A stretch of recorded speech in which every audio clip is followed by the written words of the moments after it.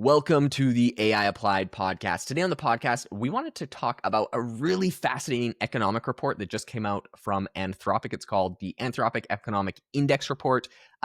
They put out this like massive document. I think it's like, it's got like 4 chapters in it.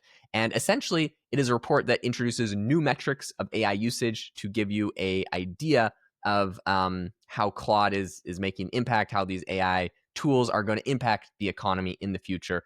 Connor's been doing a whole bunch of research on this, so he's going to be our foremost expert on this report. And if you're following along on YouTube, we'll be pulling up graphs as well as we talk about this to show some of the concepts and ideas. Some of this stuff is really, really fascinating. The impact of AI on the economy. Take it away, Connor. I love when Anthropic probably does this almost better than anyone. I think Microsoft does a pretty good job with this too.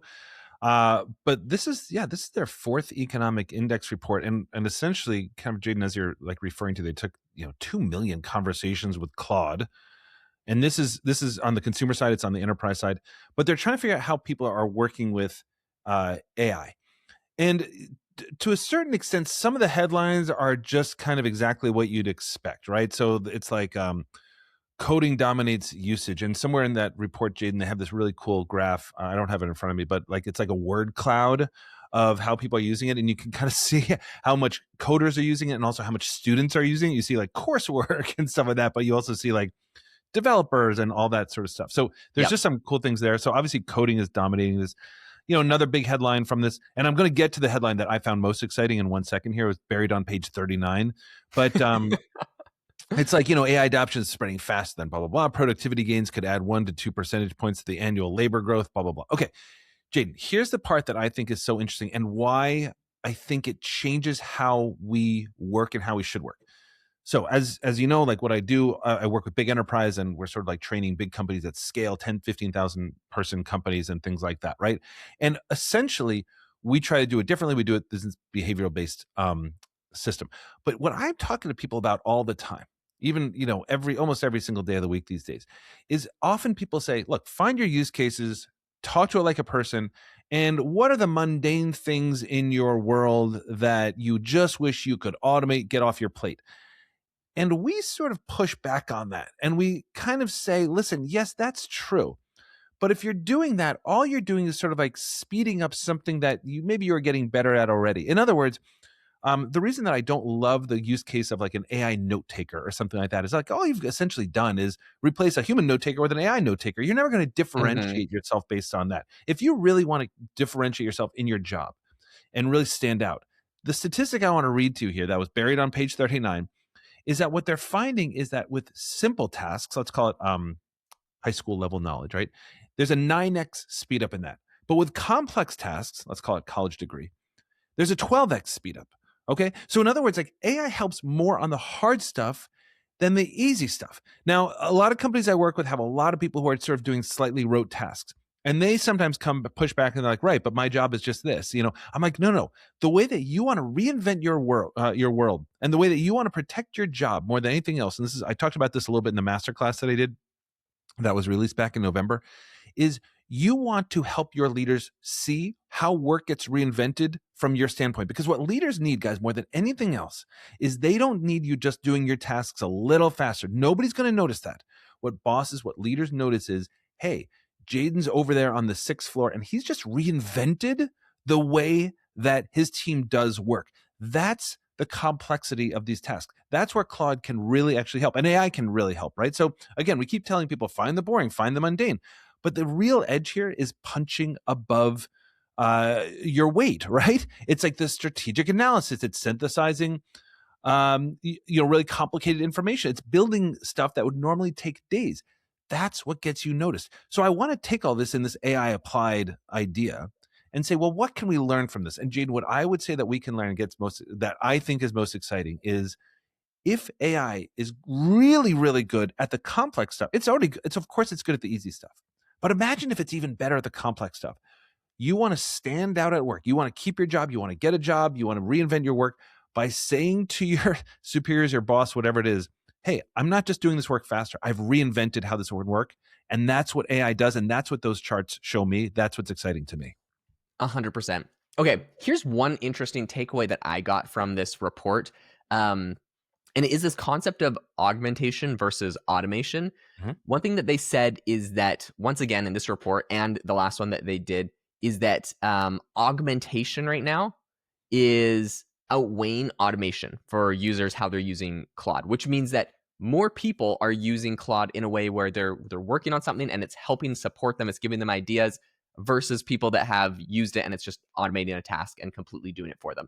And I think this is an important concept to think about right now. A lot of people, I don't know, like I definitely fall prey to this, where like my YouTube algorithm is like, check out this N8N automation that completely replaces a marketing person, and like with these 57 different interconnected AI steps linked together, just no one needs to ever send an email ever again or send a sales pitch or like whatever, right? So like I see a lot of those, and it's like, in reality though, I think, well, okay, so I think a couple different things are happening here. Number one, like, don't like be hard on yourself if you haven't automated everything that you do in your entire life. Number Amen. two, though, do start thinking about how AI can augment the things that you do. And the third thing is, I actually think that their analytics are not 100% accurate, maybe 100% accurate portrayal of that. And I'll give you my reason why. So I do think there is actually maybe a little bit more automation than they're letting on to. But it's not the end of the world. Start figuring out your systems, start figuring out how to augment and automate things. But here's one interesting thing.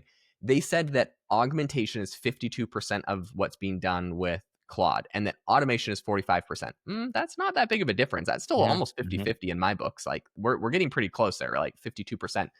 But here's why I think it's actually skewed, is because right now, if you're building an automation system, you need AI to augment how you build the system. So I feel like there's a lot of people right now building systems, and we're like figuring out, what can Claude do? Like, how much of this task can it accomplish? You ask it a task, you refine your prompt, you're kind of working on it. And once you kind of have a certain element of an automation perfected, you will then like take that prompt and put it into your automation. But I think that people are working on trying to automate things, working on trying to get the AI to do more and more for them. It takes a lot of experimentation, but all of that experimentation is going to get lumped into the bucket of augmentation, because you're just iteratively chatting with it and working on things versus just APIs like automating the whole task. So, anyways, I think that's why the statistics might be a little bit skewed. People are definitely doing more augmentation right now, but maybe they're augmenting, figuring out how to automate things. So, food for thought on that data point.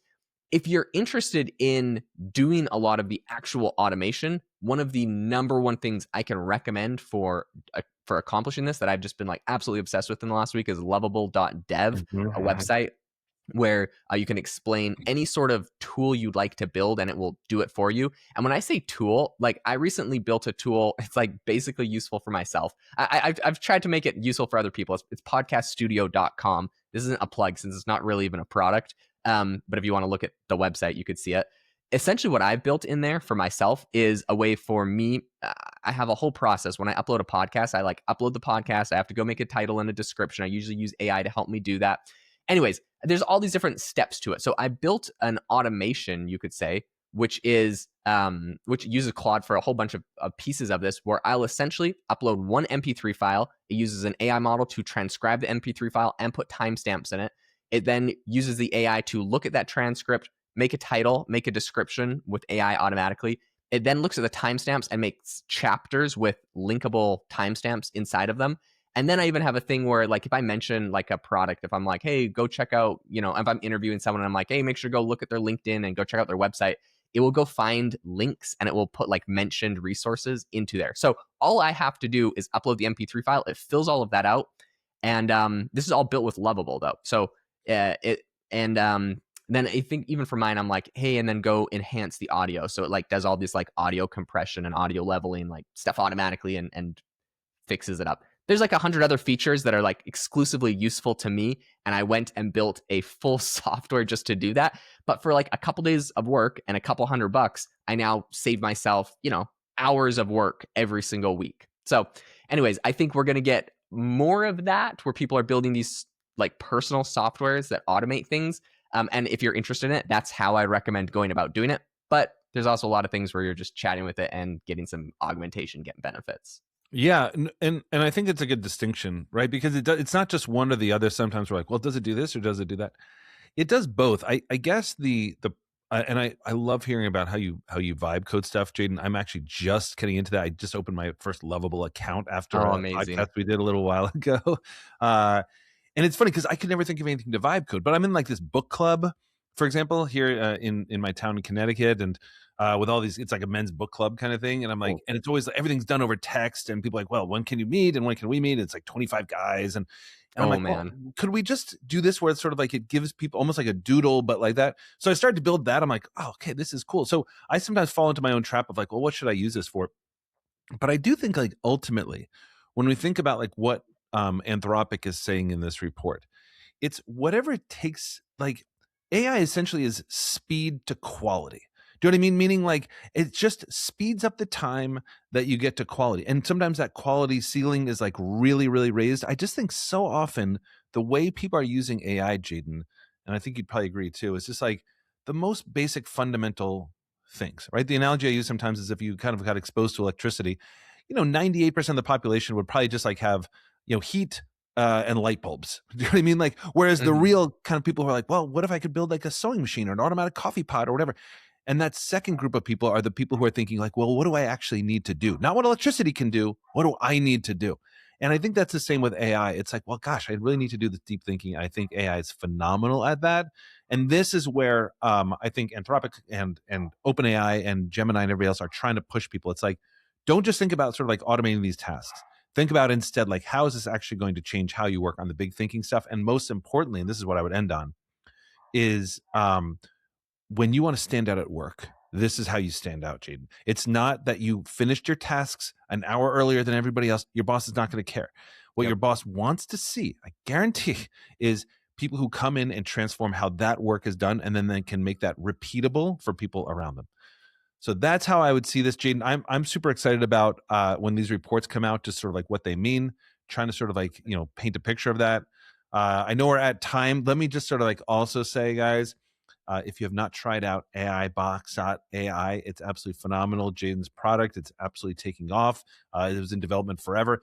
Jaden has some really cool things coming out, but essentially, like for $19 a month, you're doing what I do every day, which is compare answers off models. It also allows you to build workflows. So as Jaden's talking about vibe coding, everything else, this is an amazing place to start playing around with that at a very, very low entry point and just start changing how you code. This is the future of agents, guys. It's an easy entry point.